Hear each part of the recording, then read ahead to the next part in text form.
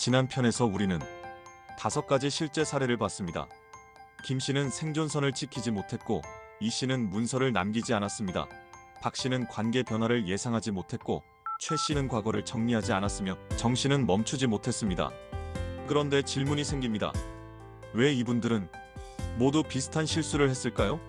평생을 살아온 지혜로운 분들이 왜 자녀 문제 앞에서는 판단이 흐려지는 걸까요? 오늘은 그 이유를 심리학적으로 분석해 보겠습니다. 핵심 심리 내가 안 도우면 누가 돕나? 과도한 책임감의 심리학. 자식이 힘들어하는데 부모인 내가 모른 척할 수 있나?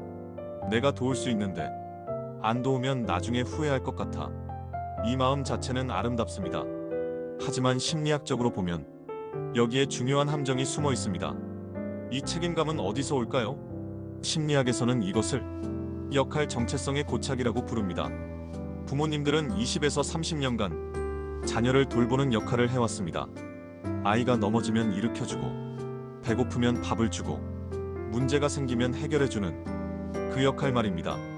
그런데 자녀가 성인이 되어도 이 역할 정체성은 쉽게 바뀌지 않습니다. 뇌는 여전히 나는 이 아이를 돌봐야 하는 사람이라고 인식합니다.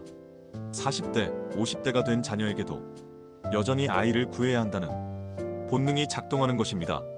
왜 이것이 문제가 될까요? 심리학자들은 건강한 분리라는 개념을 이야기합니다. 자녀가 성인이 되면 부모와 자녀는 심리적으로 분리되어야 합니다. 이것은 포기가 아니라 각자가 독립된 성인으로 존중하는 것입니다. 하지만 과도한 책임감은 이 분리를 방해합니다.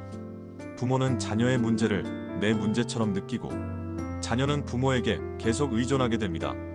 이것을 심리학에서는 공의존 관계라고 부릅니다. 서로가 서로에게 건강하지 못한 방식으로 얽혀있는 상태입니다. 실제로 어떤 일이 일어날까요? 첫째, 부모는 자기 자신을 잃어버립니다. 내가 안 도우면 누가 돕나라는 생각에 자신의 노후, 건강, 꿈은 뒷전으로 밀립니다. 심리학에서는 이것을 자아의 소멸이라고 합니다. 부모로서의 나만 남고 한 사람으로서의 나는 사라지는 것입니다. 둘째, 자녀는 성장하지 못합니다. 부모가 모든 것을 해결해주면 자녀는 자기 문제를 스스로 해결하는 능력을 기르지 못합니다. 이것을 심리학에서는 학습된 무기력이라고 합니다. 어차피 부모님이 해결해 주실 거야 라는 무의식적 기대가 생기는 것입니다. 셋째, 관계에 원망이 쌓입니다. 부모는 점점 지쳐가고 내가 이렇게까지 해줬는데 라는 서운함이 생깁니다. 자녀도 부담을 느낍니다. 부모님께 너무 많이 받았다는 죄책감이 쌓입니다. 표면적으로는 사랑이지만 심리적으로는 양쪽 모두 갇혀있는 상태입니다. 이 책임감이 만드는 6가지 함정. 그런데 이 과도한 책임감은 실제 상황에서 여러 모습으로 나타납니다. 지난 편의 5분들을 다시 떠올려 보시겠습니까?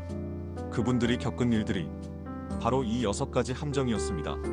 함정 1. 지금 아니면 기회가 없어. 긴급성. 책임감이 급해지면 지금 내가 당장 도와야 한다 로 변합니다. 지난 편의 김 씨를 기억하시나요? 아들이 말했습니다. 지금 사업 시작해야 해요. 이 기회 놓치면 안 돼요. 김 씨는 생각할 시간 없이 2억 8천을 건넸습니다. 내가 지금 안 도우면 애 인생이 어떻게 되나?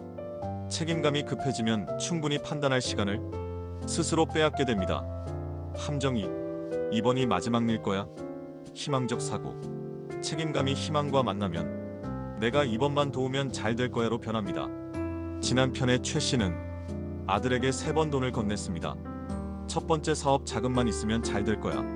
두 번째 빚만 정리하면 다시 시작할 거야. 세 번째 이번만 도우면 정말 마지막이겠지.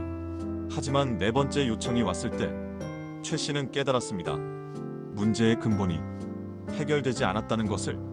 책임감이 희망과 만나면 근본 원인은 보지 못하고 당장의 해결만 보게 됩니다. 함정 3. 내 자식은 달라. 예외적 사고. 책임감이 애착과 만나면 내 자식만큼은 내가 특별히 챙겨야 해로 변합니다. 이 씨는 딸에게 3억을 건넸습니다. 주변에서 말했습니다. 그렇게 큰 돈은 문서를 남겨야 해요. 나중에 문제될 수 있어요. 하지만 이 씨는 생각했습니다. 우리 애는 달라. 우리 사이에 무슨 문서가 필요해. 10년 후 양쪽의 기억이 달랐고 문서가 없어서 증명할 수 없었습니다. 책임감이 애착과 만나면 객관적 판단이 흐려집니다. 함정사, 다른 집도 다 해주던데. 사회적 압박, 책임감이 주변 시선과 만나면 부모로서 책임 못하면 창피해로 변합니다. 박 씨는 주변 이야기를 들었습니다. 요즘 부모들 자식 집 마련 다 도와주던데. 자식 빚 정리 안 해주면 부모 노릇 제대로 못하는 거래. 박 씨는 생각했습니다. 나만 안 도와주면 애가 서운해하겠지. 그래서 1억 5천을 건넸습니다. 하지만 그 후 관계가 조용히 변했습니다. 박 씨도 불편하고 아들도 불편했습니다. 책임감이 주변 시선과 만나면 내 상황은 무시하고 남들 기준으로 판단하게 됩니다. 함정호, 여기서 멈추면 아까워. 매몰 비용, 책임감이 집착과 만나면 이미 도왔으니 끝까지 책임져야 해로 변합니다. 정 씨는 손자 유학비로 매년 3천씩 지원했습니다. 3년 차에 정 씨의 건강이 나빠졌고 비용 부담이 커졌습니다. 하지만 멈출 수 없었습니다. 여기서 멈추면 지금까지 투자한 게 아까워. 1년만 더 버티면 졸업하니까 끝까지 책임져야지. 정 씨는 자신의 치료비를 줄이면서까지 손자를 지원했습니다. 책임감이 집착과 만나면 언제 멈춰야 할지 모르게 됩니다. 함정 6, 나는 괜찮아. 자기 희생, 책임감이 극단으로 가면 부모니까 당연히 희생해야지로 변합니다. 김 씨는 아들에게 거의 모든 돈을 주고 5천만 원만 남겼습니다. 3년 후 병원비가 늘기 시작했지만 김 씨는 말하지 못했습니다. 돈 달라는 사람 되기 싫어서. 그리고 생각했습니다. 나는 조금만 줄이면 돼. 애는 한창 쓸 때인데. 결국 김 씨는 병원 가는 횟수를 줄였고 생활비를 아꼈습니다. 아들은 나중에야 알았고 깊은 죄책감에 시달렸습니다. 책임감이 극단으로 가면 자신의 생존까지 위협받게 됩니다. 결론, 책임감은 좋지만 경계가 필요합니다. 이 6가지 함정 모두의 뿌리는 하나입니다. 자녀의 문제는 내가 해결해야 한다는 과도한 책임감입니다. 긴급성도 희망적 사고도 예외적 사고도 사회적 압박도 매몰 비용도 자기 희생도 모두 이 책임감에서 나왔습니다. 이 마음 자체는 나쁜 것이 아닙니다. 부모의 사랑에서 나오는 것이니까요. 하지만 심리학이 말하는 건강한 방향은 이것입니다. 나는 당신을 사랑하지만 당신의 문제는 당신의 것입니다. 이것이 냉정한 게 아니라 진짜 사랑입니다. 도울 수는 있지만 모든 것을 떠안지 않습니다. 자녀가 스스로 일어설 기회를 주는 것입니다. 책임감은 좋은 것입니다. 하지만 경계가 필요합니다. 내가 책임져야 할 부분과 자녀가 책임져야 할 부분을 구분하는 것입니다.